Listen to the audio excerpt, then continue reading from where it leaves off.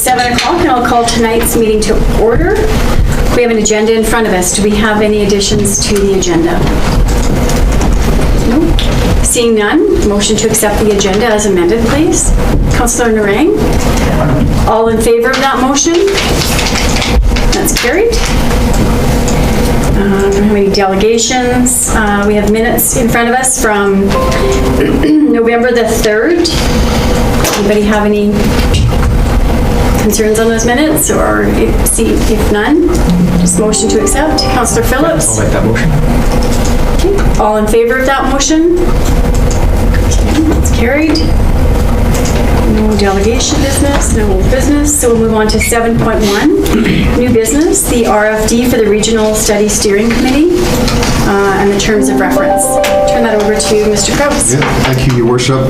So as Council is aware, Council appointed members to a steering committee to oversee the regional governance study. That committee met on October 29th, and a resolution coming out of that committee was that a draft terms of reference is drafted to bring back to each respective council for acceptance. The three CAOs collaborated and drafted the terms of reference that's in council's package. The terms of reference went to county council today. They reviewed it and passed it with an amendment to it, and I can go through that. So just going through the terms of reference, there's obviously the purpose and the goal and the membership of the committee that's already been established by councils. So the actual terms of reference guidelines, I'll go through them, is the steering committee shall review the CAO's recommended proposals for the request for proposals, interview the selected proponents, and select a consultant. So the steering committee has actually already shortlisted and is scheduled for interviews on November 16th. The second clause was originally written, review and approve public engagement plan for the study. Today at County Council, they amended that clause. I think I sent an email out to Council in regards to that. So it would read now, review, amend as required, and approve the public engagement plan for the study. All associated public communications, including press releases, social media, and website postings, need to be approved by the committee. So that's the addition to that. Can I just ask a quick question there? Would the consultants not be responsible for helping with those messages as well? They would. They absolutely would, and that'd be part of their public engagement plan. Okay. Obviously, I'm thinking the intent of this is that the results of the study are not published independently. Is the county's concern, I would think, but it'd be a group effort for that dissemination of the study. Councillor Alderson? Well, yeah, I guess maybe I'm a little confused because the results are going to come whenever the study's done, and whether they're done independently or as a group, I guess I'm not sure of the intent now. I'm confused. Yeah, Your Worship, but I really can't answer that. I mean, because it was an amendment by county council. Yeah. I guess I need to know intent. Yeah. Councillor Narang? Yeah, I don't think I have an issue with the addition to it. Maybe it just feels a little bit like micromanaging a process that they had opted out of in the first place. Maybe that's why it sits weird with me, but I don't have an issue with it, I suppose.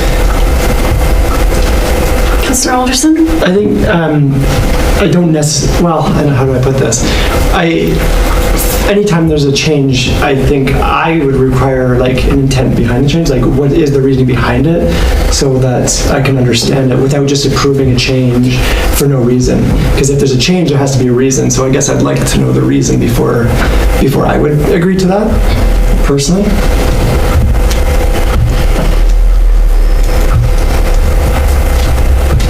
So, Your Worship, I can't answer for county council, obviously, but in listening to their discussion on it, I think there was a concern that there's a belief that other information from other negotiations leaked out without permission of the tri-party. So they were trying to ensure themselves, probably more so than anyone else, that that would not happen. So number 2 is the amended, or where is the amended portion on here? That whole, Right, that whole one.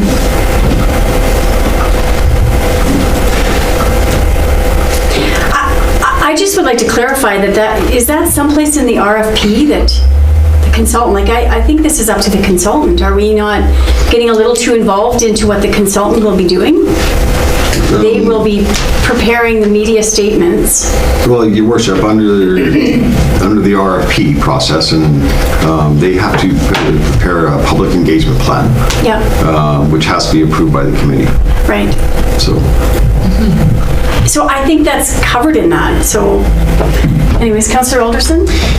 Yeah, I think as long as the information did get to the public, the point of this is that it gets to the public. My concern would be, does this mean it's not going to get to the public? Not the other way around.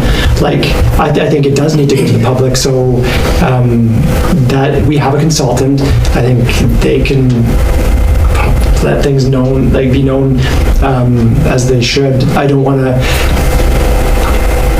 we shouldn't be the ones that are going to block public information. Councillor Ald and Councillor Narang? I agree with Jason. I think in the RFP with the council, micromanaging what they're allowed to release and not allowed to release, they're only going to be putting out what the study is providing. So I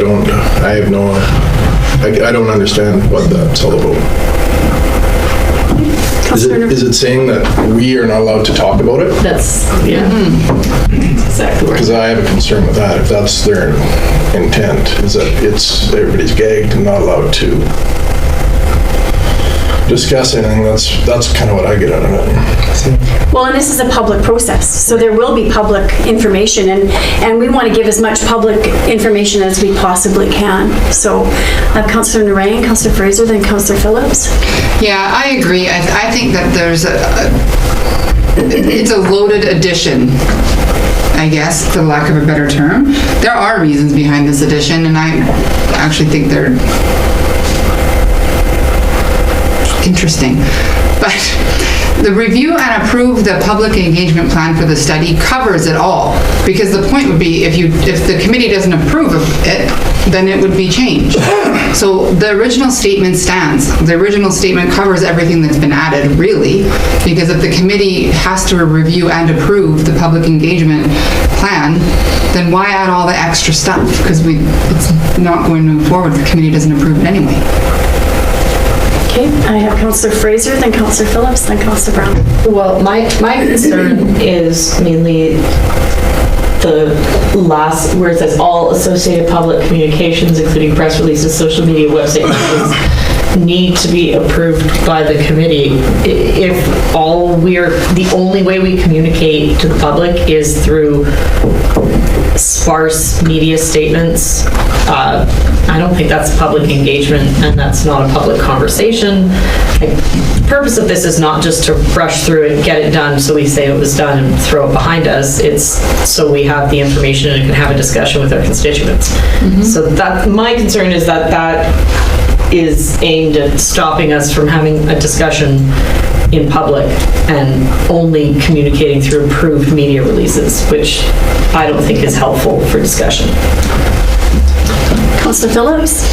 The approved by committee, that's the part I have a problem with in that whole sentence.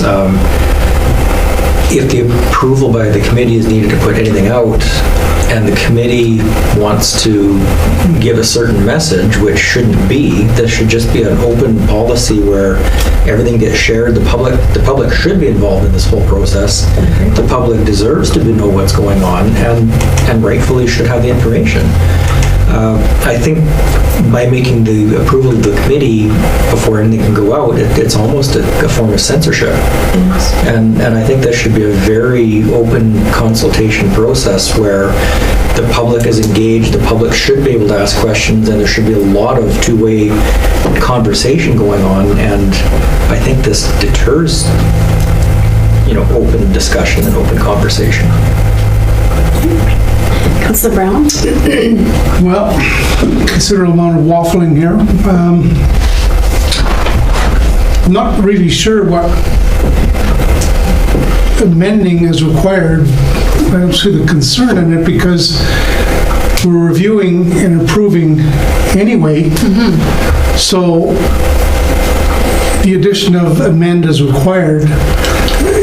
It's a flow on from what was already there before, or from the way I read it. And I also have a concern because that just means the committee then has to meet to approve this. That's just one more meeting, and I think we're trying to get away from meetings. We've hired a consultant to do this job, and I don't think we should be micromanaging this consultant. I definitely think we should be, demanding the public communication, the public process for sure. And to me, the more public process, the more information going out to the public, the better. It's not like one or two of us are going to go out and put out a public statement. That will come as a combined effort through the consultant. So, Councillor Narang? I just have a question about the steering committee. Was it not only struck to select the consultant? Isn't that the whole point of the committee, and past that, then there is no longer the steering committee? Your worship, so that was discussed at the steering committee level. Okay. And it was decided among the steering committee that perhaps some more involvement be included, especially when you get to item 3, meet with the consultant at identify stages to discuss progress and next steps. So that's kind of been expanded on. And then we also just received the grant agreement Friday, actually. And part of the conditions in the grant agreement is establish the terms of reference, determine project scope and priorities to be undertaken, including key deliverables, targeted start and end dates for project activities, request for proposal requirements, and related vendor selection, and guide overall project management. So would this not be part of project management then? Yes. Communication should be, yeah, shouldn't it be? The terms of reference is part of the project. Yeah, okay. Councillor Alderson and Councillor Yeah, I just want to make sure we're not going beyond the parameters of why a committee was struck. When all parties agree to a committee, it's based on whatever was presented, not just keep continually adding things. Like that committee can't keep on adding things to their agenda as to what the purpose of that committee is. That's not a purpose. The purpose is whatever the original purpose was. Also, this is a steering committee, not a negotiation committee. So to me, most committees are public. Like, is the steering committee public? Like, this is not supposed to be a closed door thing. This is supposed to be a public matter, and I just want to make sure it stays that way. Councillor Fraser? My only concern with the committee being more engaged throughout the study was that one of the reasons we wanted a consultant was we wanted an independent review of all the facts without any of the history, without any, it's a loaded issue. There's been talk about it for a long time, and people have feelings about it on both sides, but I thought the point was that we were arm's length from this process, and the process brought back the info, brought back the data, and presented it to the public, independent of political persuasion and agenda, because it was independent. And I feel that if the steering committee is basically giving instructions beyond the RFP to the consultant, that kind of waters that down. Agreed. Councillor Phillips? I mean, this potentially is one of the biggest, single most reports that's going to come out of Clearwater County and Rocky Mountain House in the next decades. This is a very, very important piece of information that's going to come out. I can't see not letting the public know what's going on throughout the whole process. Anytime a committee can, and I'm using the word censorship as a word, but when a committee can censorship information that's going out to the media, that's not getting the full report out to the public. This is a very important topic that the public needs to be fully engaged in 100% of the time, all the way through the process. Whatever comes out of the process, that'll be up to the public. But I just don't like the approval of the committee. I mean, that's allowing information to be censored. I don't like that. I just also think it adds to the, my big concern too is it adds to the process. It means you have to gather as a committee to look at the message. And I believe that my main goal is we need to let the consultants do their job. So, Councillor Narang? Yeah, and I think, I don't know, I'm bothered by the fact the steering committee felt the need to extend its reach. It seems strange to me, because I agree, I think that the consultants should be left to do the job of consulting and reporting back to councils on where they're at. And so that's a much more robust conversation, and to be honest, coming out of negotiations, I think it's important that full councils are engaged in these types of big ticket conversations, because I think there's a lot of conversation that might be missed if we're not having everybody at the table. And I really think the consultants should just be reporting back to councils. I don't think that there should be a committee. Okay. Just to elaborate on Councillor Narang's comment, this change came from Clearwater County, not the steering committee. Oh, no, I know, and I'm talking past that with the meeting at identified stages of the study as a steering committee, because it's my understanding that the steering committee was struck to select the consultant. So I guess what we need to do then is just perhaps call our partners and find out what the concern is. Yeah, Your Worship, my recommendation would be send this terms of reference back to the committee for discussion. Okay, sounds good. Right, and then we would be able to get the viewpoint of Clearwater County and the Village of Caroline. Okay. The administration drafted it when the CEOs thought we hit the mark. Yeah. But it's, honestly, we missed a bit on some concerns of councils, so I think it should go back to the steering committee.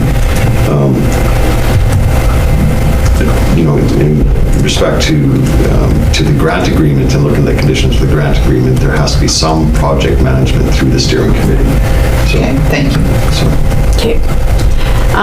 And would there be opportunity on the 16th to discuss that? November 16th? Your Worship, we can add it to the agenda. Okay. I mean, it's a packed day, but I think we would have time to at least, I mean, if item 2 is the only, Yeah. unless council, I mean, we haven't gone through each item, but if council has a concern with another item, we can bring it up at that time too. You addressed mine now, so. Okay. And perhaps also, that's a question for the consultant. What is your public communication policy? Okay, any other questions on that? Okay, so just a motion to send this to the steering committee. Yeah, for further discussion. Councillor Alderson? I'll make that motion. Okay. Any other discussion on that? All those in favor of that motion? Okay, sorry. Yeah. Okay, I'm impressed. Okay, it's these, I'm getting a glare. Hard, yeah. Thanks. That motion is carried. So we'll move on to 7.2, the September 2020 quarterly financial statements. Ms. Quinlan, turn this over to you. Good evening, Your Worship and Council. Good evening. You did have a bit of a preview of the statement at the service level review, and my apologies for it coming in November. We usually try to get them in October, but once we hit budget time, it gets a little bit busy. So the statement that you saw earlier, we're projecting a very small surplus of 95,000. I think given the year, we're watching it, but I mean, it's going to be a very tight year, but I think if we come in plus or minus 100,000 on year end, that's going to be quite successful considering the year that we've gone through with COVID. I'll walk through so there's the financial statement. Basically, revenues are coming in at 69% and expenditures are at 67%. So typically, everything is a little bit on the low side. There is a bit of a variance analysis. Just looking at it, recreation fees and sales obviously are low. They're down at 41%. Yeah, it's pretty small. Utility revenue is on target. Fines and penalties, we're finding that they're a little bit low. Tax penalties are at 30%, which is because we waived the tax penalties for the majority of the year. And also, RCMP and bylaw fines are down now. They're difficult to predict because we don't record them when we fine. They're recorded when we receive the monies, and sometimes if it's related to any kind of traffic, they don't collect it until somebody has to renew their license. So sometimes that can wait for a while. Animal licenses, under permits and licenses, they're billed at the start of the year, so they just tend to trend down. Franchise fees are just a little bit behind. Return on investments is quite a bit lower. We did really well last year, but this year the interest rate is down to 0.9% from 2.4%, so it's significantly impacted. Those monies are all transferred into reserves, so it doesn't affect operations, which is a good thing. Rentals, again, it's the community center and the sports field and arena rentals. They're all a little bit lower. So anything that's activity-based driven is showing declines for the year. Under the expenses, everything's a little bit on the low side. Requisitions, they're not quite where they are because they deferred some of those payments. Legislative council is lower than normal. That could be because didn't have quite as much. There was a lot going on, but just less training and any kind of travel expenditures. RCMP is being accrued and fire, but their supplies are just under budget. Operations they're showing a small, well, they're down, but their staff flip between operations and parks. And last year we kind of did estimates on where we thought people were going to be. We've changed it a little bit in this year's budget. Utilities, again, they tie in with the operations. Sewer is low, and again, some of those salaries, they are dependent on sewer breaks or water breaks, depending on what's happening. Social services, right on target. Planning and development, they're just slightly below. Parks and Rec, they're actually coming in at 75%. So the split is the rec department's at 62, Parks is at 94, so they've got some of the operations salaries in there. Library and community center are at 90, but that's because we pay out the library grants at the very beginning of the year. And so yeah, everybody's coming in not too bad. Basically, we're sitting right on the edge and hopefully come in for the end of the year with a small surplus. That would make me happy. Is there any questions on the statement? Can you please explain the franchise fees? Why is that less? Why would I'd have to look at the individual months, but it's based on consumption, so they might come in a little bit lower than target. They're usually, the franchise fee is based on what the consumption is, so it might, I'd have to go back and look, but maybe it picks up in the winter months once the gas and electricity, so it might peak up for the last 3 months of the year. Capital projects.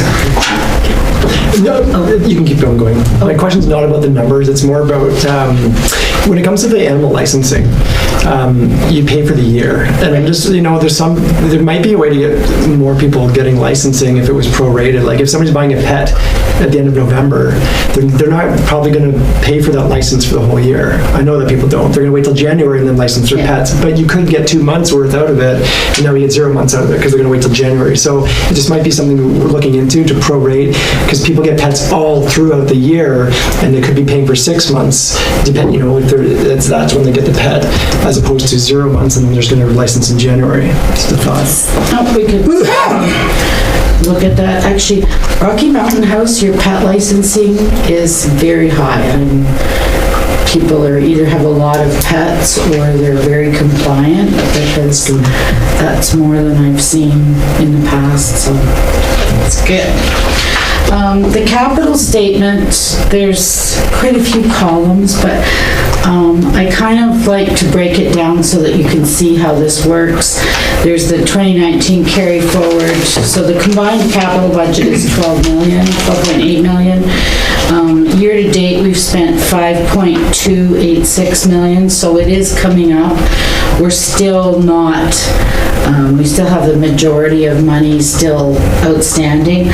I haven't looked to see, there's 54th Street is probably the biggest project, so there'd probably be some costs. We usually get big invoices into the winter months. But basically, everybody looks like they're on track, they're on progress. Recreation has come in under budget on their projects. Wes has worked very hard to make sure he doesn't go over. But yeah, everything's coming along. There's a few projects that will carry forward into the 2021. But is there any questions on those? I have a question about taxes. How do we compare this year with collecting the taxes as compared to, say, last? I saw an email on that. I think we're about $250,000 behind. Behind last year's election. So we might see a bit of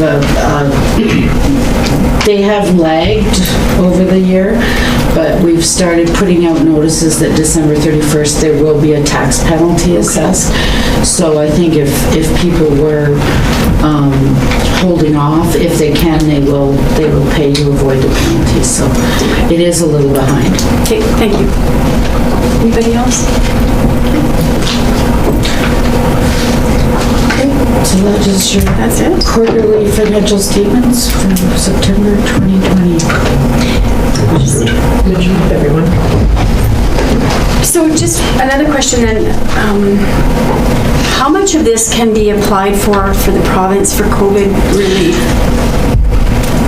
Once, I haven't seen the guidelines. They just sent out the initial ones, and I read through some of it. We can claim for lost revenue, so any revenue losses that we've identified, I'm assuming tax penalty, interest penalties, those kind of things. I haven't seen what we can claim for salaries, like if we had to, like when we did layoffs, we had some small payouts, like in terms of notification, we probably can claim that. If there's additional costs, if we identify, if there's extra cleaning, supplies, masks, those kind of things.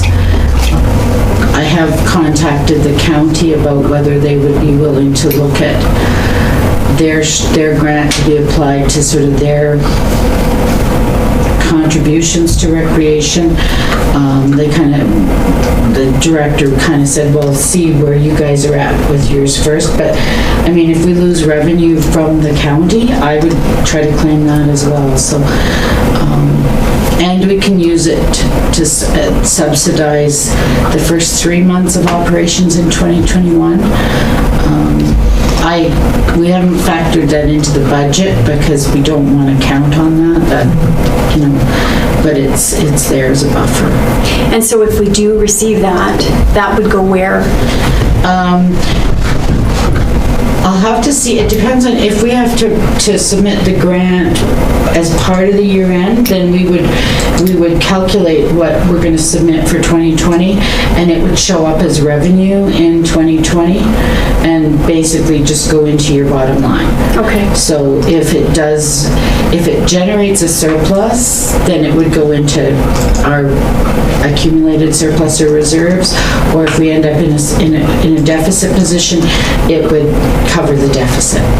So the monies will basically come into our operations and flow with any surplus or deficit that we've got. Does that make sense? Yep, it does. It could mean a surplus though. Hopefully, Yeah. because if we can identify that, there's probably several $100,000 worth of lost revenue and extra costs, absolutely. And so when can we start applying for that? Are you're working I on it? haven't received anything. I'll check and see. When can we start? As soon as we get a chance. I mean, once we get the guidelines, then we'll start doing it. And I would see it would fit with doing it during year end, just because we're doing a lot of analysis and we can identify, different costs and things. So, and I'll probably work with Wes and Rob particularly because they did have COVID-related activities, so, whatever we can identify. Okay, good. Thank you. Any other questions for Betty? No? Awesome. Thank you. You're welcome. Okay, so we have a motion. Any other discussion or Carrie's willing to make that motion?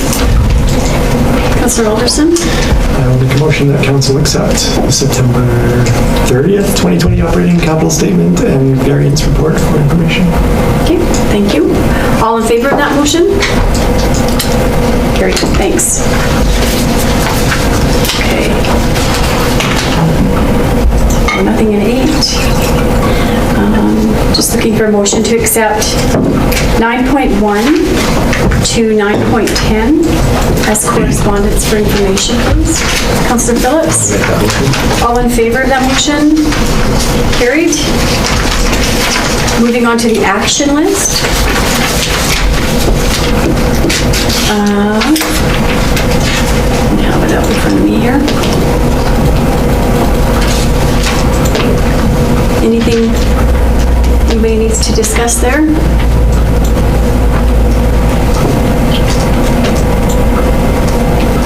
No? Comments, concerns? Okay, just a motion, please, to accept the action list as presented. Councillor Fraser? I so move. All in favor of that motion? Carried, thanks. Does anybody have any administrative inquiries?